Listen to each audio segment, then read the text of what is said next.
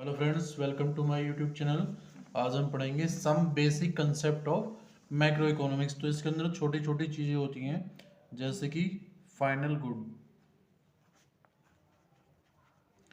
तो ये final good कौन सी होती हैं? ये फाइनल गुड वो गुड होती हैं जो बाउंड्री लाइन क्रॉस करने के लिए रेडी होती हैं। Those good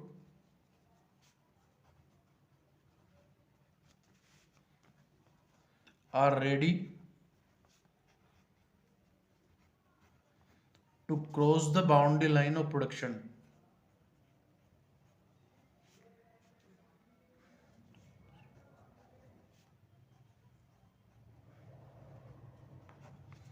boundary line of production.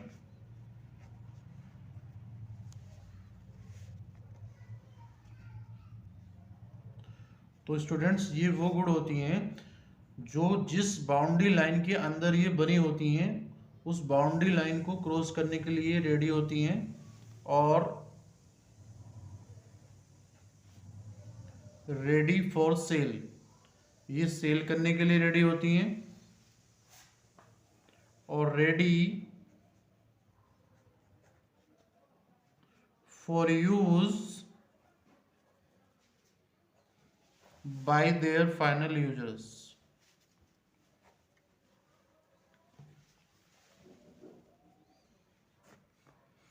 यानी ये गुड्स टोटली बिल्कुल कंप्लीटली तैयार हैं, जो प्रोडक्शन की बाउंड्री लाइन से बाहर जाने के लिए रेडी हैं, जो सेल करने के लिए रेडी हैं और इनका जो भी फाइनल यूजर है उसके लिए बिल्कुल ये रेडी हैं।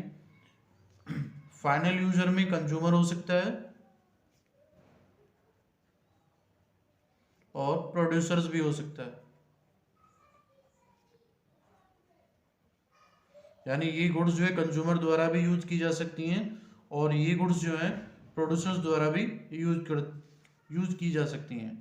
दूसरी जो हमारी गुड्स होती हैं वो होती हैं intermediate goods.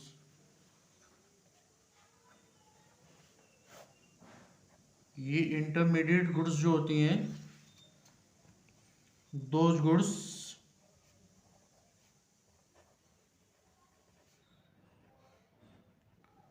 which are not ready to cross the boundary line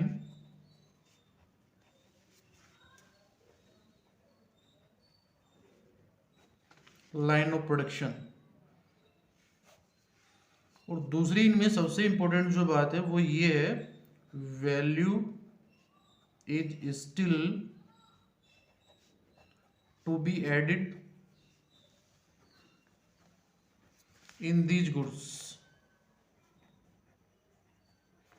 यानी कि अभी इन गुड्स पर हमें काम करना बाकी है और हम इन काम करके इनकी वैल्यू को क्या करेंगे, ऐड करेंगे। तो ये गुड्स इंटरमीडिएट गुड्स होती हैं। जैसे मान लीजिए सपोज करो हमारे पास जो है वुड है, तो वुड पे हम काम करके उससे टेबल वगैरह कुछ भी बना सकते हैं। तो जब टेबल बन जाएगी तो टेबल की जो मार्केट वैल्यू होगी वो वुड से जो है ना वो ज़्यादा होगी। दूसरी छोटी छोटी और कई तरीके की गुड्स होती हैं। ड्यूरेबल कंजप्शन गुड्स होती हैं, ड्यूरेबल कंजप्शन गुड। स्टूडेंट्स, ये वो गुड्स होती हैं जिनमें ड्यूरेबल होता है, जो 5 साल या उससे ज़्यादा चलती हैं। 5 ईयर और मोर देन, 5 ईयर और मोर देन। दूसरी गुड्स हमारी सेमी ड्यूरेबल गुड्स होती हैं।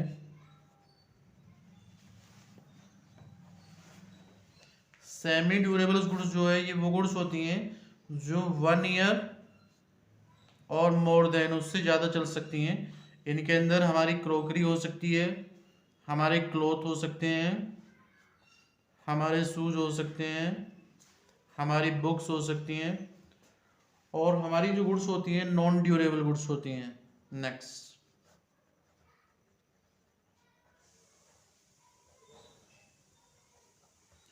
जैसा कि इसके नाम से ही पता है, इसके अंदर जो है ना ड्यूरेबिलिटी बिल्कुल नहीं होती है। और ये गुड्स जो है ना, इनकी जो इंपॉर्टेंट बात है वो सिंगल एक्ट ऑफ कंजप्शन।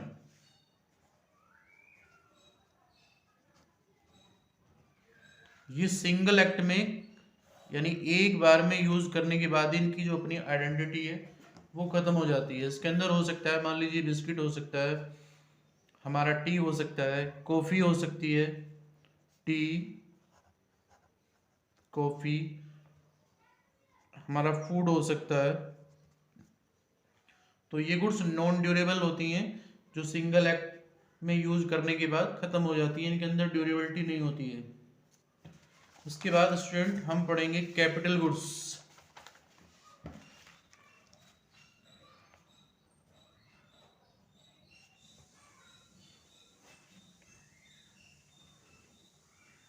ये कैपिटल गुड्स जो होती हैं ये प्रोड्यूसर्स के लिए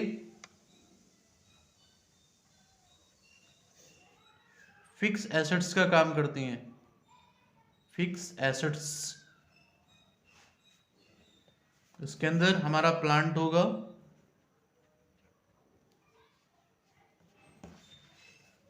और मशीनरी।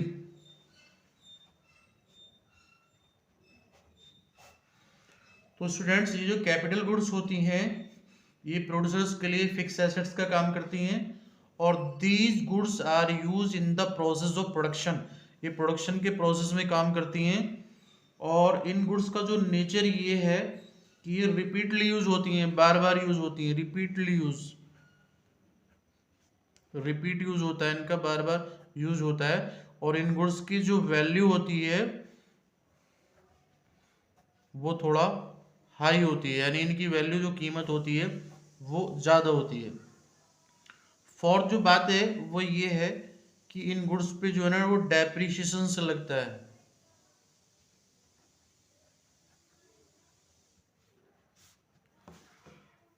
अब आप ये देखेंगे कि जैसे हमारी ड्यूरेबल गुड्स है उसके अंदर भी टिकाऊपन होता है, जो हमारी कैपिटल गुड्स है उसके अंदर भी टिकाऊपन होता है, लेकिन डिफरेंस क्या है कि ये हमारे जो प्रोड्यूसर्स के लिए फिक्स एसेट्स का काम करती है।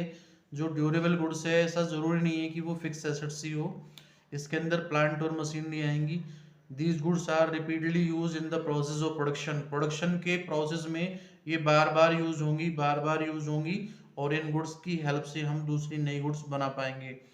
और नेक्स्ट जो इसके अंदर बात है वो ये है कि इन गुड्स की जो अपनी कीमत होती है वो थोड़ी ज़्यादा होती है, इनकी जो वैल्यू होती है वो ज़्यादा होती है, और इन गुड्स पे जो है ना वो डेप्रिसिएशन से लगता है।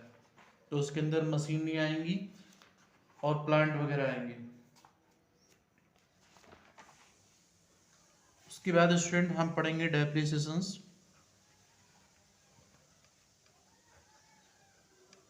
डेप्रिसिएशंस क्या होता है, जैसे कि अभी मैंने आप ऊपर बोला है प्लांट और मशीन,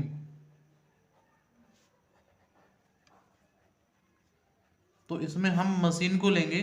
जब हम मशीन को यूज़ करते हैं तो यूज़ करने की वजह से उसकी जो वैल्यू होती है वो डाउन हो जाती है।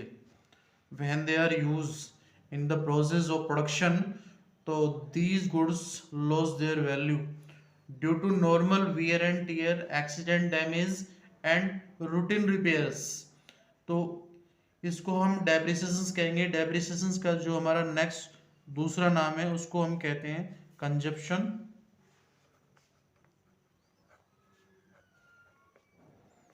Consumption of fix capital.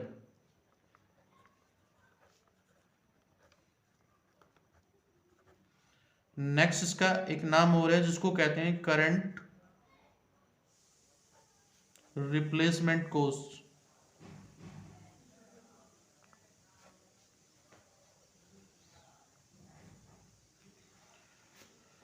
तो जैसे एक प्लांट है, प्लांट के अंदर मशीनरी है, तो जो मशीनरी बार बार यूज होगी तो उसकी पुरानेपन की वजह से, ओल्डनेस, ओल्डनेस की वजह से उसकी जो वैल्यू है वो डाउन हो जाएगी। उसका बार बार रूटीन रिपेयर होगा उसकी वजह से वैल्यू डाउन हो जाएगी, और एक्सीडेंट डैमेज की वजह से वैल्यू डाउन हो जाएगी। तो उसको हम डेप्रिसिएशन कहते हैं। Depreciation means decrease the value of fix assets due to normal wear and tear, accident, damage and routine repairs. इसका जो दूसरा नाम है वो कंजप्शन ऑफ फिक्स कैपिटल है, और इसी को करंट रिप्लेसमेंट कॉस्ट भी कहते हैं। उसके बाद स्टूडेंट हम पढ़ेंगे इन्वेस्टमेंट।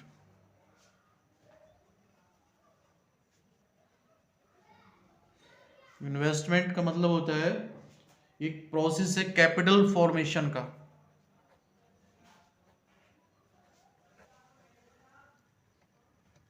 ये कैपिटल फॉर्मेशन का प्रोसेस है और इसके अंदर इंक्रीज होता है,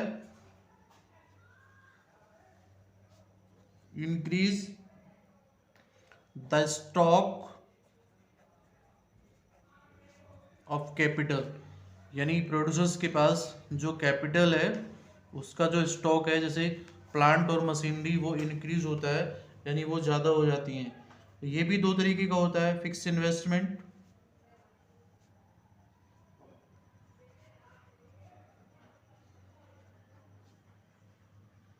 और दूसरा होता है इन्वेंट्री इन्वेस्टमेंट।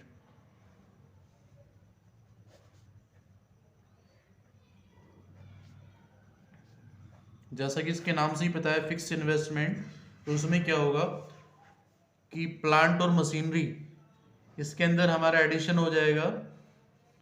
मान लीजिए सपोज करो प्लांट के पास, किसी प्रोड्यूसर्स के पास ऑलरेडी 2 मशीनरी लगी हुई हैं, तो वो और अपनी मशीनों को क्या कर देगा, ऐड करता चला जाएगा, अपने प्लांट के साइज को बढ़ाता चला जाएगा। ये फिक्स इन्वेस्टमेंट है।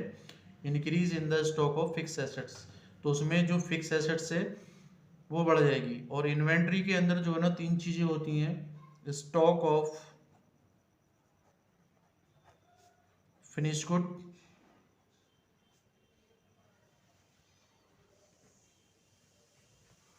Stock of semi finish good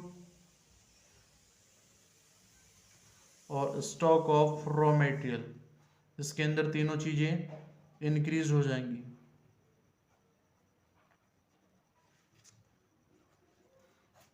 तो जो हमारा इन्वेंट्री इन्वेस्टमेंट है, इसके अंदर फिक्स स्टॉक भी, जो हमारी फिनिश गुड है उनकी क्वांटिटी भी बढ़ जाएगी, जो हमारी सेमी फिनिश गुड है उनकी क्वांटिटी भी बढ़ जाएगी, और जो हमारा रॉ मटेरियल है उसकी क्वांटिटी भी बढ़ जाएगी।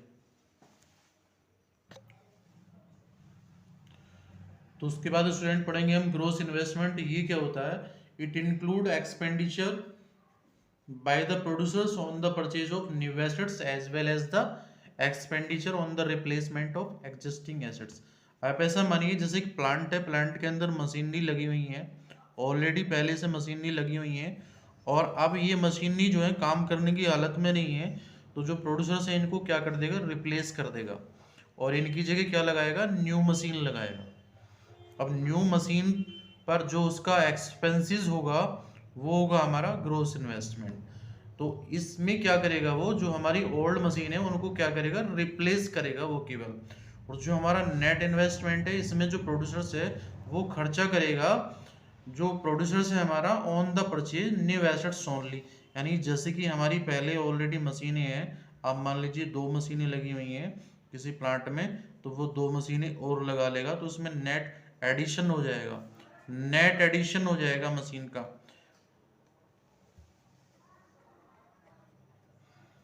और ऊपर क्या है, इसमें केवल जो है रिप्लेसमेंट होगा और इसमें एडिशन होगा। अब स्टूडेंट हम पढ़ेंगे मीनिंग ऑफ स्टॉक। ये एग्जाम में बहुत ज्यादा पूछा जाता है, what is the meaning of stock.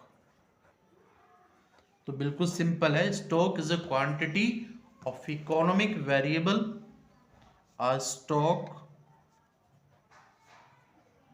is the quantity of economic variable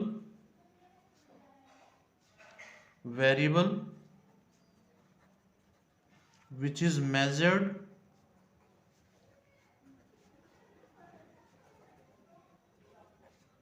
at a particular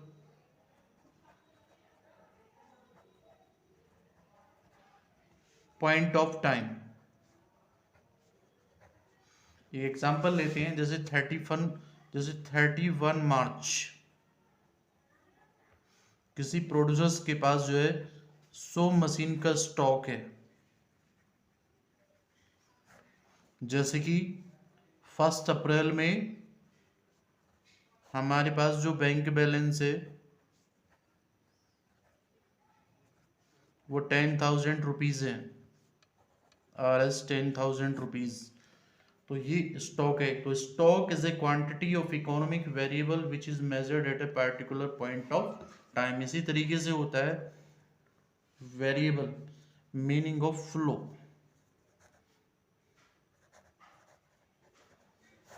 तो फ्लो भी ठीक इसी तरीके से क्वांटिटी ऑफ इकोनॉमिक वेरिएबल है विच इज मेजर्ड, इसमें थोड़ा सा डिफरेंस ये है, विच इज मेजर्ड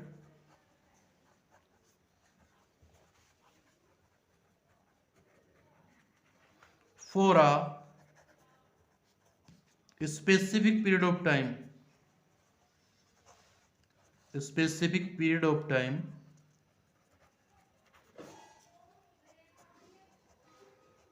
वो टाइम ड्यूरेशन कुछ भी हो सकती है। और इसके जो एग्जांपल हैं जैसे मंथली एक्सपेंडिचर है, मंथली एक्सपेंडिचर है और मंथली इनकम है।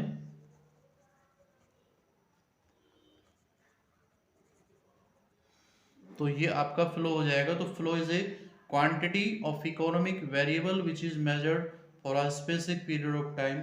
इसमें जो टाइम की ड्यूरेशन है वो दी होती है, जैसे कोई व्यक्ति मंथली कितना कमाता है, कितना खर्चा करता है, मंथली इनकम और एक्सपेंसेस।